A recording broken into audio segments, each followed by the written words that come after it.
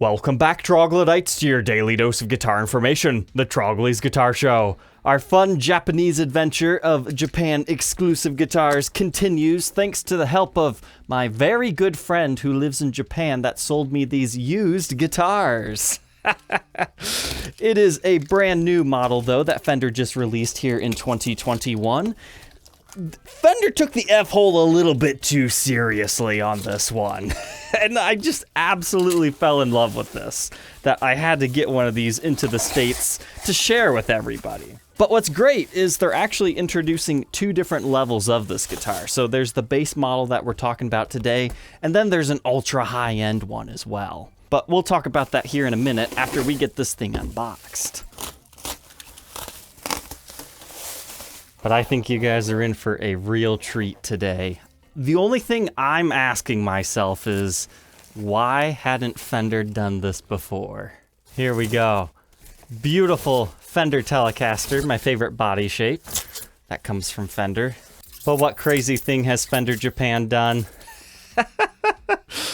Oh, the F-hole has been changed to the Fender Spaghetti logo. This is, really sweet Thinline Tele. Oh man, I was not even expecting it to look this good in person.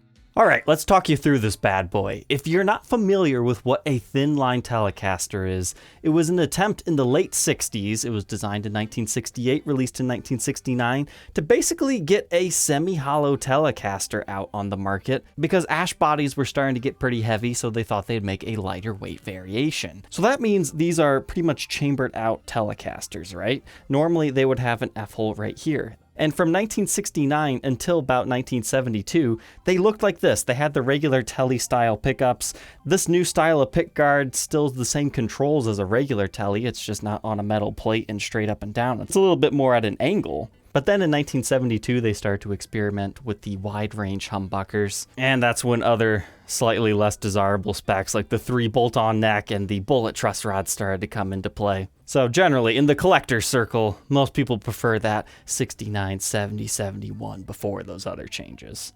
So this is a modernized take on that 69 style, except for instead of having an F-hole right here, they've moved it up here and they made it the Fender logo. It's so full of itself, I love it. Because initially it was an F, everybody calls it an F-hole despite it just technically being a sound hole. So why shouldn't Fender do that? And as a limited edition, that's perfect. This has future collectible written all over it, and they come in 3 different colors. So this bad boy is called Arctic Pearl. I was not expecting it to be quite like this. Like this is color changing sparkle. I just thought it was going to be like a slightly metallic white, but it turns gold at certain angles. It's pretty sparkly. And the next color, all right, so this one, I wasn't expecting much. It does a very similar thing to it. This looks pretty cool in person. Like, I haven't even talked about how gorgeous the backs are on these things yet. This one's a little bit less flashy and eye-catching. It's a nice color that you don't see on a Telecaster too often. But I've saved the best for last. Or at least I think I did. This is the one I initially planned to review and demo. It's a blue color. I was kind of hoping this would be a little bit darker, but in comparison to all these other finishes, I think I still prefer the blue, but this is the most surprising out of the 3. That's why I like to get one of each color to see them in the flesh, because you never know which color will look the best in person. Like this one can almost appear silver at certain angles, and then kind of gets like a washed out blue before getting a little bit deeper. It's pretty cool. But on top of being a semi-hollow Telecaster, you're going to notice we've got binding on this, which is not something you would find on the original Thinline Teles. They've got the beautiful ash bodies. Like that is what sold me on these things. That color difference from the top to the back. We even have a comfort carve on this thing. Wow. Now you might notice some of these are pretty dusty. That's because the wood bounces out the sound hole in shipment. But we've got maple necks on all these, so if you like rosewood, sorry, you're gonna have to swap your neck out, I guess. But I am noticing, like this one, it's got a little bit of flame figuring in it. That's cool. But these ones over here, I noticed extreme wood grainage. That is nice. I know some guys prefer not having the rings in the wood because I guess technically it's stronger not to, but I just like it. It looks cool. And then this one here, it's kind of like a mixture between those, but it's an all satin finish. But these limited edition 2021 guitars, brand new, cost 143,550 yen on Fender's website. So to get one of these in the States, roughly 16 to 1700 USD. So I think they're really cool, well spec'd out for that price point. Well worth trying to get one of these on yourself if you can find one. But if you want something a little bit fancier than these guys, that's when the big dog comes in. So this isn't released yet. It's projected to come out in late November. It is 445,500 yen, and everything all inclusive, it would be about $5,000 to get one of these things into the States. I'll gladly do a new Guitar Day purchase of one of those if somebody wants to do it, but since I buy these to review and then move on to the next home so I can document more guitars, I was a little bit worried about this one. I don't know if anybody wants to pay quite that much for a made in Japan, because that's custom shop level, but you can bet your butt that they're going to up the production of that guitar. It's got an aged natural finish, a gorgeous flame top with black binding along the edges, and heck, even the neck is all figured out. Speaking of the neck, they've got really cool tuners with a special button on them. Golden hardware with that really cool aged looking tortoiseshell pickguard. This thing is such a sight to behold. But I decided for, about the same money, I could have all three of these. Again, hit me up on my new Guitar Day program if somebody's interested. I'm sure my friendly friend in Japan could help us get it on the show and to you. First impressions here, besides cosmetics, pretty chunky neck on these guys. So if you've been looking for kind of a fatter necked Telecaster, I think you'll like it. It almost feels bigger at the first fret than it does the 12th fret. But I think that's just because it widens up a bit. So great for chords. And if you like those big, I think they call it a C-shaped neck. And that comfort carve is kind of interesting on an already chambered out body. Like, I don't think I've seen that before. So let's go ahead and throw one of these on the workbench and take an individual look at its parts and specs before we get to that playing demo.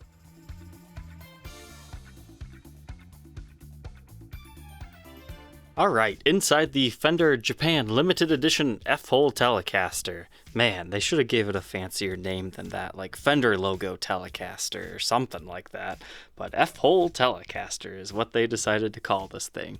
So I really think they should have just did a straight up like transparent pickguard on these to really let that metallic finish show through, because this looks really cool without the giant pickguard on it, but cool at the same time in a vintage way like that. So our pickups, they're nothing incredibly fancy here. You can see what Fender labels them as right here, but on the website, they're just called vintage style single coil Tele pickups. So you've got the regular single coil in the neck, and then your kind of hotter bridge pickup in your bridge position here. And that's what that one looks like. It looks like a steel base plate. As far as the switch goes, that's what you got in here. It's not one of the cheapy PCB ones. It feels pretty good to use. Not overly stiff, but not too loose. Then we've got 250K CTS pots in here with caps on each one. Very cool. I do want to note that the wires on these pickups and everything else that they're using are pretty flimsy, so you always be careful if you're taking one of these things apart, because I feel one good tug could easily lose one of those, but that's not a big deal for most people.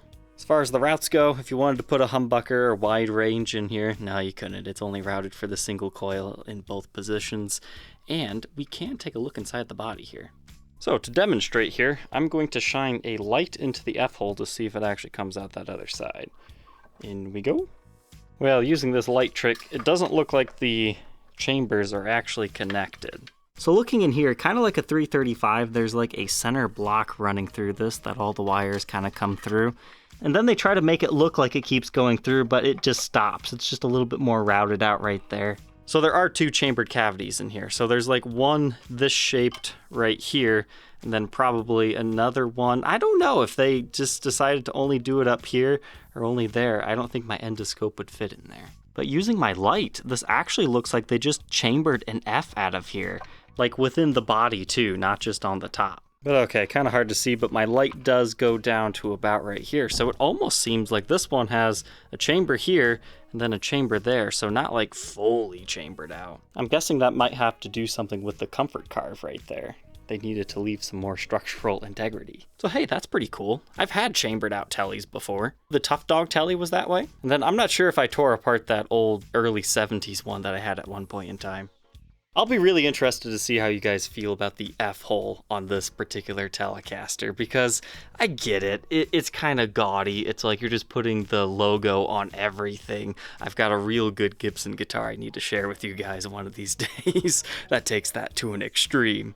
But I think as a limited edition thing, it really works so well for this guitar, because this is something, once it's out of production, I can see collectors wanting in their collection because it's just so different. And the colors are pretty darn cool too. But as far as the bridge itself, it is a 3 steel barrel saddle version that is a string through. It mounts to the guitar using 4 screws. But as far as your controls, it's just a 3-way selector switch. You get a master volume with a master tone. These are the metal knurled knobs with the flat tops. And the spec sheets just call this an ash body. And they did choose to bind this one, as we were talking about earlier, so that's kind of nice. But moving on from there, we have a completely maple neck. Now we've got 21 narrow tall frets on this one, and man, look at all that wood grain. That's looking great. It's your regular 25.5-inch scale length on here. They decided to go for a slightly more modern 9.5-inch radius on this one, so not quite as rounded as some of the vintage Fenders, but not over the top and modern. Just somewhere right in between. You got your black dot inlays. It's looking good. Do want to take a second to point this out. There's actually flame figuring in the neck just right here at the base. Like, I'm glad that's on my favorite colored one, because that's really cool looking on top of all the wood grain. As a premium feature, we have a bone nut that measures 1.66 inches, and by the 12th increases to 2.03. These are really chunky necks though. First fret neck depth 0.88, and by the 12th it's 1. Like, this is what they advertise as a U-shaped neck. So that means there's more of a bump on the back, so it fills your hand. I will tell you, this blue one is the chunkiest out of the 3. The other ones are a little bit slimmer in the first fret neck area, but not by a lot. I mean, they're all still chunky, but this one, extra chunky. That's why I wanted to throw it on the workbench, and because it's got all the wood grain. And yeah, I'm sorry, this is the one I want to play. I'll demo those other 2 in a different video. That's coming out in a few days. Here's a good look at that neck. First fret and 12th fret. I mean, it's just a little bit more rounded than a C-shaped neck, but not by a whole lot. It's something you really have to feel and see, because this one, I mean, it's just extra chunky. And now as far as our headstock goes, we have the vintage style tuners, so they got those larger buttons on them. I like that. And it's the kind that pokes down, wraps around. You have a single string tree here. Your truss rod adjustment is at the base of the heel. You will have to remove your pick guard to adjust that, but at least you don't have to take your neck off. That is a bit of a pain, because these Thinline Teles utilize 2, 4, 6, 8, 10, 12 screws on them, but you know, you only have to do that every once in a while. And check out our cool Fender logo here. It's got a gold outline to it, and reads Telecaster all the way boosted up at the top of the headstock.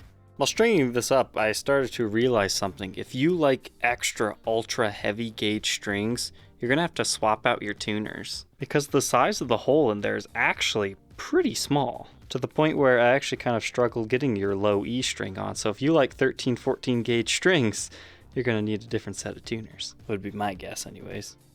Moving on to the backside now. I mean, the tops are beautiful, right? But for me, I think even the back is just as gorgeous, if not even better. I mean, I didn't even know to expect that this thing would have that comfort carve on the back. That's not something normal ones have, so that's a kind of a cool feature here. But it appears to be a 3-piece ash body. Then I guess that would mean they put a small ash top on that, and then they capped that off with the binding so you can't tell. Would be my guess anyways, according to the spec sheets, but pretty much all of them have that great wood grain lines. It's like a little swamp monster or something back here, but there's your ferrules to put your strings through. You've got your barrel output jack on the side. Once again, your comfort carve over here. It makes the Tele feel a little bit thin, and normally I'm not a big fan of that, and bound Telecasters in general, but this thing just has the it factor with that F-hole. F-stamped logo neck plate, and once again, our beautiful U-shaped neck here with some nice figuring on the back, a little bit on the front. This is just an excellent example. My friend did me well here. And on the back, you'll have your serial number, made in Japan, and the 75th logo of Fender, because it was made in 2021. But this is a limited edition. I don't know how long they're going to make it or how many of each. They just said it's limited edition. And you get the F-stamped logo tuners on here. But despite being all chambered out, it's 6 pounds 10.5 ounces, which is light, but I was expecting it to be a lot lighter than that. All right, let's go ahead, plug it in, and hear how it sounds. All right, let's go ahead and run through the tones of this thing. Starting with our neck pickup, we'll start with some simple riffs.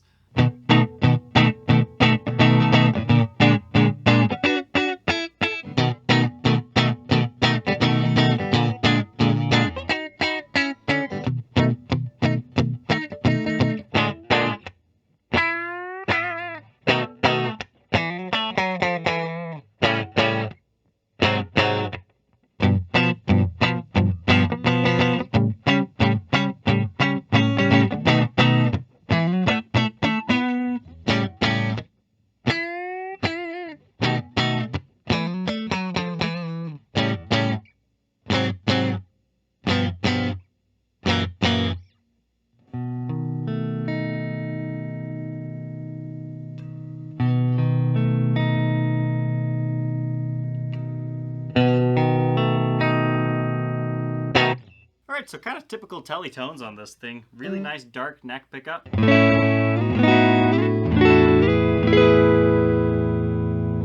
a chimey middle.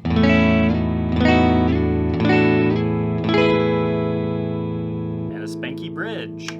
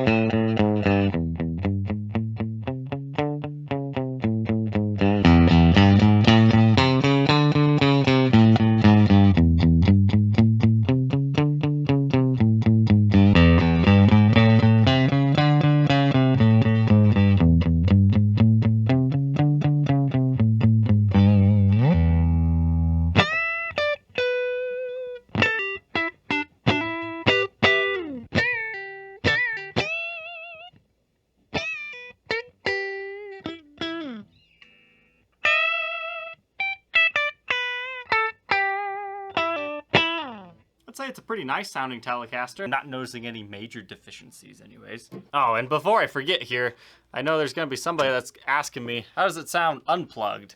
Here you go, I'll put the F-hole kind of by my mic up here.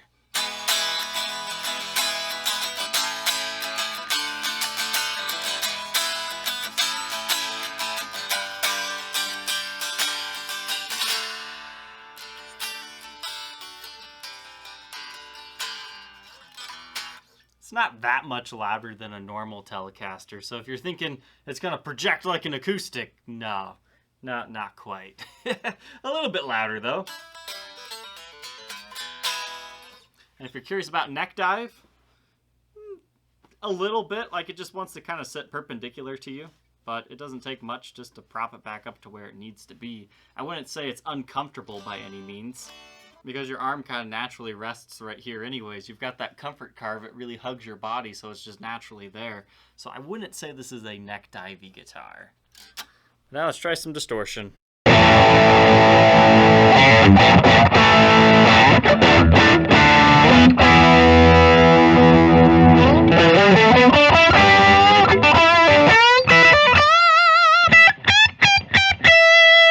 I'd say that bridge pickup sounds pretty good.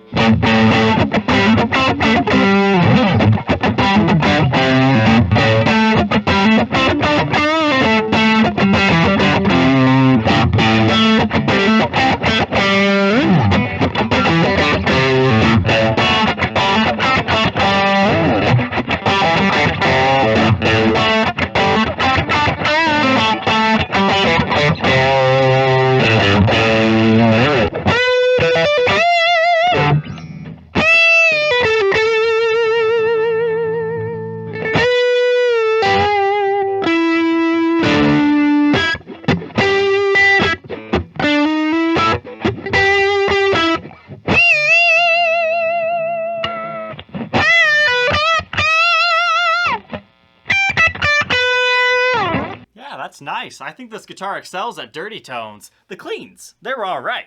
But wow, that just comes to life with a little bit of distortion. I don't normally like neck pickups on the teles that much for distortion, but this one, it's got enough top end to it that it doesn't just get lost. It's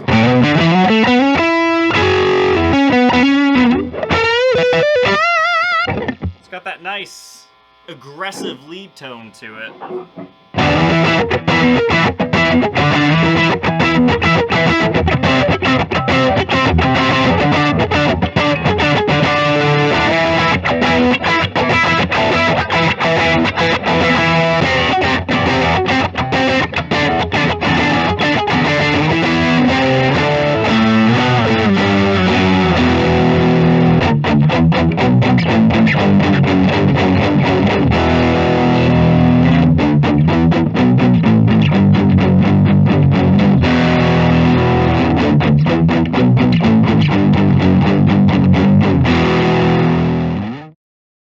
Now that we know all about the new made in Japan F-hole Telecaster, what are my final thoughts on this thing? A very interesting guitar. Do I think it's worth the money? Yes, I personally do, even the premium that you have to pay to get one into the United States, because there's nothing else exactly like one of these things. Because not only do they have the very interesting F-hole on this one, but they've got so many cool colors. I mean, this white one definitely surprised me the most as to what it looks like in person. So if you like sparkly white guitars, you're going to really like this one.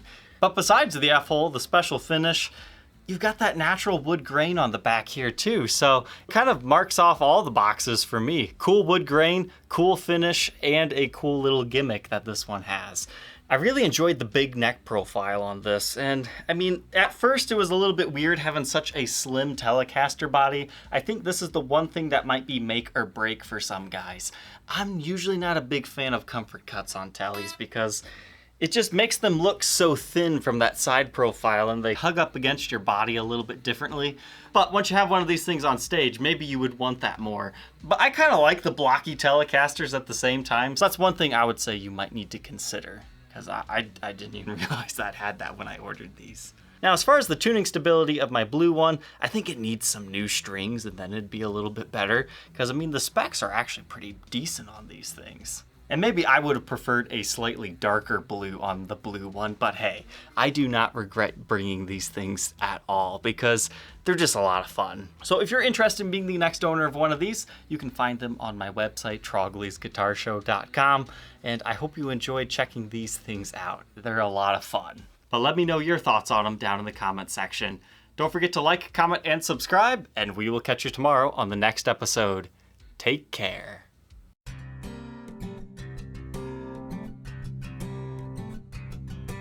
As always, if you're interested in being the next owner of one of these demo guitars, you can check them out on my website, troglysguitarshow.com. There's some links in the description.